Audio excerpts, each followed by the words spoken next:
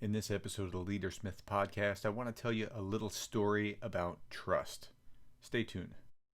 In a world of incompetent bosses, micromanagers, and petty tyrants, you are listening to The Leader Smith. Now, here is your host, Darren Gerdes. Okay, so let me tell you a story. But before I do, so the story is about trust. And before I do that, let me also go back a step. This afternoon, actually, I'll be dealing with a dissertation committee on the concept of trust, an entire dissertation on how trust impacts leadership and creativity. I've taught a class in the past that was essentially a research class where all they did was research the concept of trust. And so my experience this past weekend was in Technicolor because I think in terms of the research, I mean, this is how I process things. So that's a little bit of the background here before I tell you the story. So the story is this. Over the weekend, I was with my daughter at the hospital. Now, this was very unexpected. Friday morning, I didn't think anything of it. Friday afternoon, I find that we're in the hospital and they're trying to figure out what's wrong with her. So when we got there, I got to tell you, the doctor was awesome. She was very empathetic. Oh, I'm so sorry that this is hurting, and show me where and explain what it is. And she was really listening. She was empathetic. She was competent. She was doing okay. So we're at the hospital, and they're trying to figure out for a long time on Friday afternoon, evening, night, what's going on. And so the doctor can't figure it out. It's like a puzzle that doesn't fit. Now, this is a general doctor, not a specialist, and she eventually contacts a specialist. So my daughter's there Friday night into Saturday into Sunday, right? Like, we never thought that it was going to be that long. In fact, on the way over, I was telling my daughter, well, we'll probably wait for 2 hours and then they'll send us home after nothing. I mean, it'll probably be nothing. Well, it turned out to be something. At any rate, this first doctor was so empathetic. And now, just because she's a doctor and has a medical degree, she gets a little certain bit of trust just for that, like a certain competence that you're there, right? But the trust was compounded because she was as kind and empathetic as she was. Now, I've said this many, many times before. If you have my back, you get my heart, right? And so that's kind of what was going on. That's the dynamic that was playing out there. So, but then I had a different experience. So, Friday night leads to Saturday, which leads to Sunday. And by Saturday night into Sunday, there's a shift change. Well, okay, so there's one, they go from the emergency room to a different floor on Friday, late Friday night, early Saturday morning in the wee hours. And then so she's up there. And the nurses were nice. The doctor was okay. It was different, but these nurses were also very sympathetic. And we have another shift change. And then we get these nurses that, well, they were different. And I couldn't put my finger on exactly what it was, but I didn't feel like I could trust them. And I was trying to figure out like what was going on. I felt the change. It was like palpable. It was tangible. Okay, so there's a little bit of what's going on here is that um, so my wife and I were tag teaming, and so I was there Friday night. My wife was there Friday or Saturday morning, all night into the early morning, and then we switched again, and I was there all day, and then we switched again, and I'm there. Okay, so but when they saw me there, for whatever reason, they had in the back of their mind that, dads are overprotective. And so, like, if my wife had been there, it might have been one thing. But since it was dad that was overprotective, when he's asking, saying, hey, look, she really has this pain or whatever. Is there anything we can do about this or whatever? They kind of ignored me. I mean, they just said, well, there's really nothing we can do. And 3, 4, 5 times coming back out, look, this is really hurting her. What can we do about this? But they're kind of, they don't trust me. And I realized that my distrust of them was a function of how they had discounted and did not trust me. Now, there's nothing worse than that when particularly in a situation where you are feeling helpless or vulnerable. And, like I was hoping for a shift change, like, bring a nurse that was compassionate again rather than one that was doing this. And it was such a contrast to the first doctor, who was so empathetic, had this incredible bedside manner. I felt like my daughter was in good hands. But with this shift change of nurses, it just turned into a terrible experience. Now, they might have been competent as the day is long. Let's say maybe they've seen from experience that dads are overprotective, but the pain was real. Like, so they part of this was that they thought that a combination of dads are overprotective and like she was just playing up the pain. I don't think she was playing up the pain. Like, I've seen her play up things or try to put the wool over my eyes, and I've seen like real pain, and this was real pain. But they discounted me. They didn't listen to me, and so I felt the distrust before I even knew that they didn't trust me. I don't know how to describe it any better than that, but that's how human beings operate. We work like that. Now, at work, this same thing plays out in the office, just like it did in the hospital, where even if you're not saying anything, if you feel a way toward a person, it's communicated, it's felt, it's experienced. I don't know how to describe it better than that, but I could feel this lack of trust.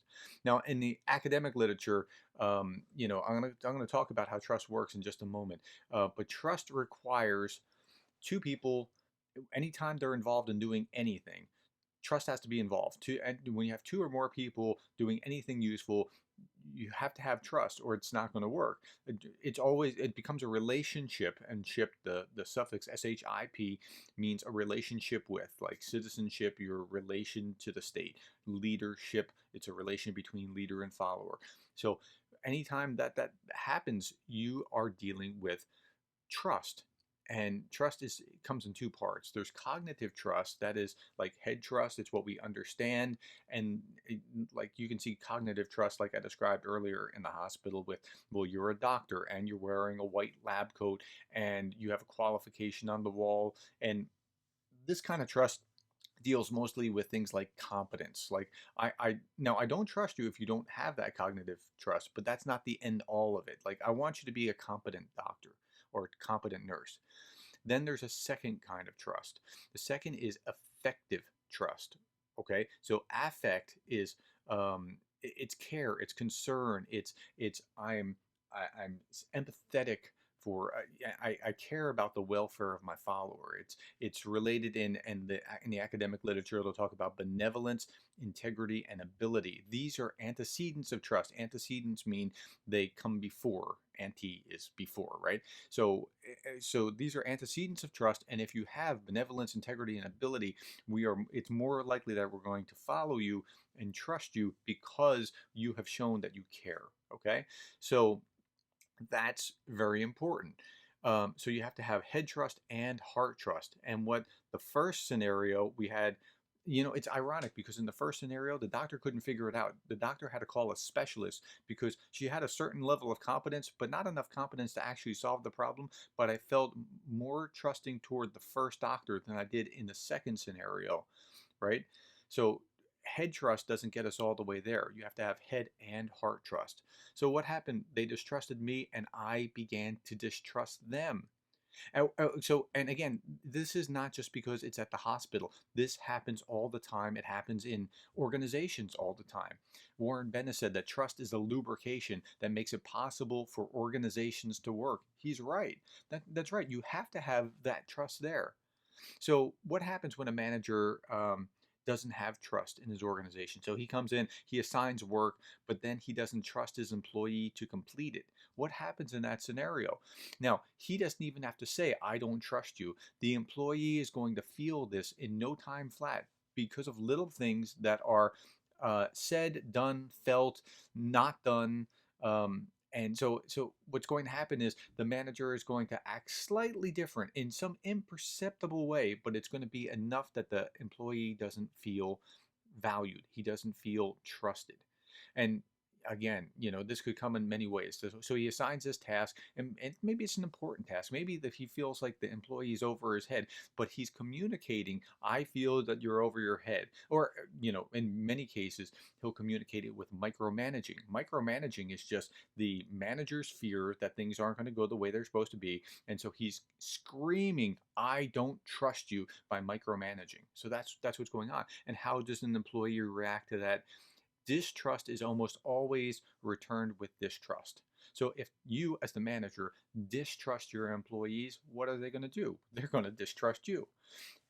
On the other hand, trust is almost always returned with trust. It's like love, right? It's very hard to return um, some evil for someone who trusts you or loves you, right? I mean, if somebody really loves you, cares about you, goes out of their way, you might at first return something other than love or care or whatever is coming your way, but over time that'll wear you down. Same thing here. If you as the boss trust your people, and you one okay, you have to be competent again, and you have to show that you care, right? But if you really trust your people and you've proven that you're trustworthy, that will be returned over time.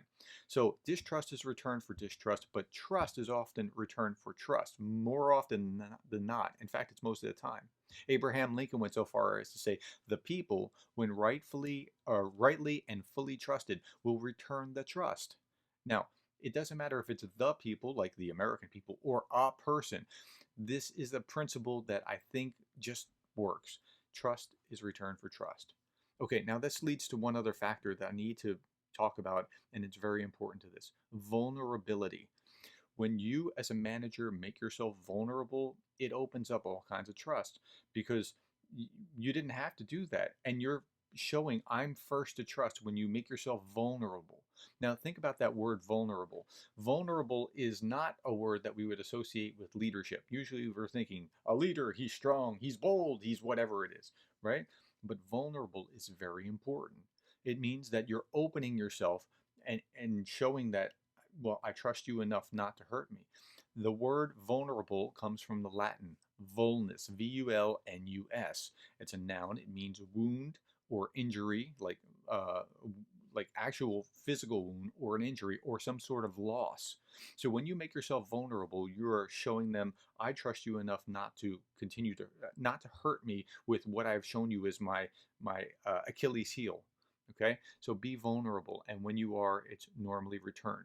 Now, in whether it's at the office or whether it was in the hospital situation, because I felt really like there's an asymmetric relationship there. I felt really like, what can I do? I mean, if you don't give, whatever pain medication, or at least call the doctor or do something, I can't do anything except for watch my child suffer. Same thing at the office. There's an asymmetric relationship very often between the boss who has certain power and the employee or follower who does not have that power. And so the follower in the scenario is already vulnerable. Remember, vulnus, wound, injury, loss. The follower is already vulnerable. It's only when the leader makes himself vulnerable first that he is showing, look, I'm vulnerable too, and then trust is bridged, and you can have that. The follower may give the benefit of the doubt at first, but if after so long it doesn't happen, then trust is going to be lost. Okay, so here's what I want to impress on you with all that.